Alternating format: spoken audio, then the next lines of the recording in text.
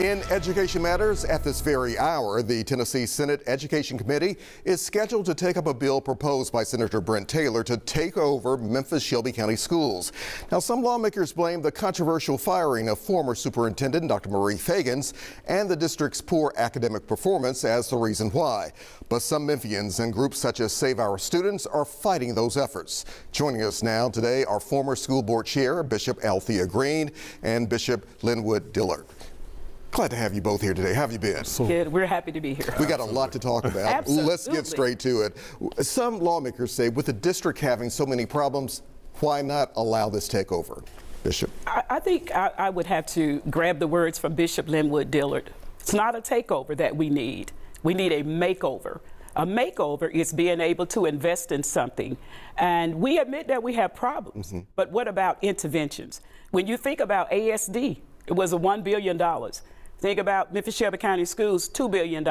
If they could not manage the $1 billion with ASD, what is going to be different with the students who are black and brown with Memphis-Shelby County Schools? I agree with interventions. I agree that we may need help, but I feel that that help should be governed by our local authorities. We don't need people in Nashville trying to tell us what's best for this community, this culture, and for the education of our students. So, Bishop Dillard, why are state lawmakers missing the mark here, you think? Sure, I think it's because we are operating and functioning in silos. There's no clear communication and understanding of the needs here locally. Even locally, I believe it's important that there's a cooperative effort between the Memphis and Shelby County schools, the administrators, schools, employees, the county commission, the faith community, all coming together when you talk about this intervention. And if there is to be some presence of the state, I would think it would be in a supportive role. Again, the key word would be collaboration. Of course, as you both know, the county commissioner had a vote of no confidence. And now there's some speculation, some talk from some commissioners to say, wait a minute, hold on, let's rescind that vote. Maybe that'll slow down the state from trying to take us over.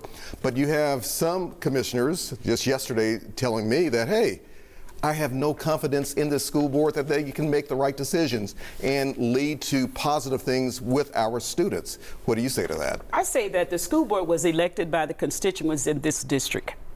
And when we began to point fingers at one body, we have to look at the county commissioners. I think they're having their share of problems. And it's not the school board members' role to get in that. I think we have to learn to be respectful of the roles that elected officials play. And I think we need to allow the school board an opportunity to try to work on governance, to work with the county commissioners who are their funding body, you know, to have some input. How do we move forward?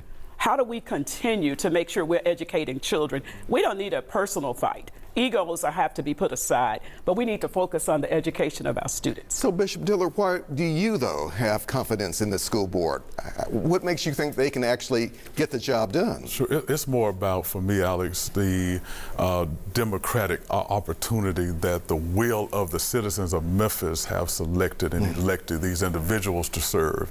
And if they have not come up to par with whatever that expectation may have been, then the next election cycle, we get to select another individual. But and personally, I believe that the opportunity could be there if there is a collaborative effort of all of us together to help influence the decisions and actions of the school board.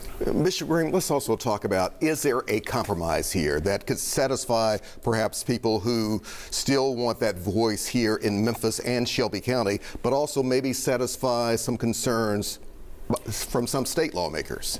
And so I think when you think about working, as Bishop said, together, I think we need to work with our school board. Our school board members, if they need support, we need to be here to support them. When you say the word manager and you want to put someone over people, and I have to have permission to have a meeting, that's interfering with what they were elected to do. So I think we should put some support systems in place.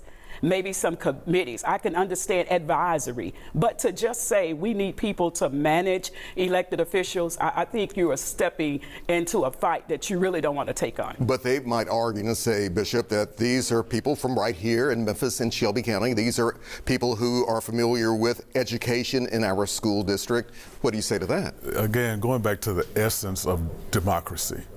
If this takeover were to take place, it would be democratic backsliding because it has to do with the will of the citizens of Memphis. And I hate to sound like a broken record, but I contend that there has to be a support system and collaboration to ensure these individuals that have been elected are able to be successful. At the end of the day, this is all about our children.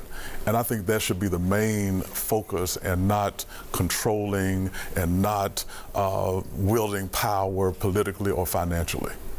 Bishop Waring, I know the genie is out the bag, so to speak, now, or out of the bottle, but some will ask, with you being on that last school board, was it wrong to hire Dr. Marie Fagans in the first place? And then with this recent school board, was it wrong for them to fire to get this kind of avalanche going? Let me be very careful, Alex. What I will say is I've noticed under the last 3 administrations that the district continued to be a TVAS level 5.